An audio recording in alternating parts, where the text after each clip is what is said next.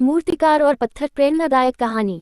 एक बार एक मूर्तिकार एक पत्थर को छेनी और हथौड़ी से काटकर मूर्ति का रूप दे रहा था। जब पत्थर काटा जा रहा था तो उसको बहुत दर्द हो रहा था। कुछ देर तो पत्थर ने बर्दाश्त किया, पर जल्द ही उसका धैर्य जवाब दे गया। वह नाराज होते हुए बोला, बस अब और नहीं सहा जाता, छोड़ दो मुझे, मैं तुम्हारे वार को अब और नहीं सह सकता, चले जाओ यहाँ से। मूर्तिकार ने समझाया, अधीर मत हो, मैं तुम्हें भगवान की मूर्त के रूप में तराश रहा हूँ। अगर तुम कुछ दिनों का दर्द बर्दाश्त कर लोगे तो जीवन भर लोग तुम्हें पूजेंगे, दूर दूर से लोग तुम्हारे दर्शन करने आएंगे, दिन रात पुजारी तुम्हारी देखभाल में लगे रहेंगे। और ऐसा कहकर उसने अपने औजार उठाए ही थे कि पत्थर क्रोधित होते हुए बोला, मुझे मेरी जिंदगी खुद जीने दो, मैं जानता हूँ मेरे लिए क्या अच्छा है क्या बुरा, मैं आराम से यहाँ पड़ा हूँ, चले जाओ, मैं अब जरा सी भी तकलीफ नहीं सह सकता। ये भी पढ़े, दो पत्थरों की कहानी। मैं जानता हूँ तुम्हें दर्द बहुत हो रहा है, पर अगर आज तुम अपना आराम देखोगे तो कल को पछताओगे। मैं तुम्हारे गुणों को देख सकता हूँ, तुम्हारे अंदर अपार संभावनाएं हैं, यूं यहाँ पड़े पड़े अपना जीवन बर्बाद मत करो।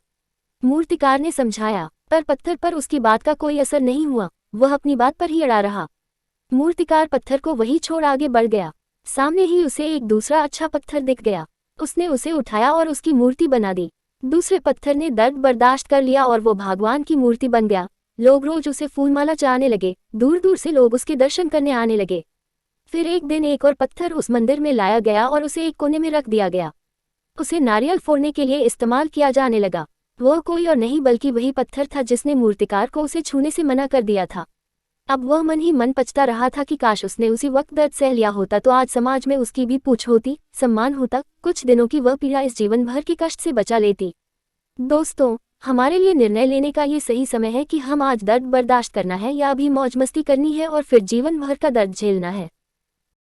आज आप जिस किसी कम्पेटिटिव एग्जाम की तैयारी कर रहे हो, जो भी स्किल एक्वायर करने की कोशिश कर रहे हो, जिस किसी खेल में एक्सेल करने का प्रयास कर रहे हो, उसमें अपना 100% एफर्ट लगाए, होने दीजिए अपने ऊपर तकलीफों के वार, हार मत मानिए, उस दूसरे पत्थर की तरह भी सह लीजिए और अपने लक्ष्य को प्राप्त करिए ताकि पहले पत्थर की तरह आपको जीवन भर कष्ट न सहना पड़े।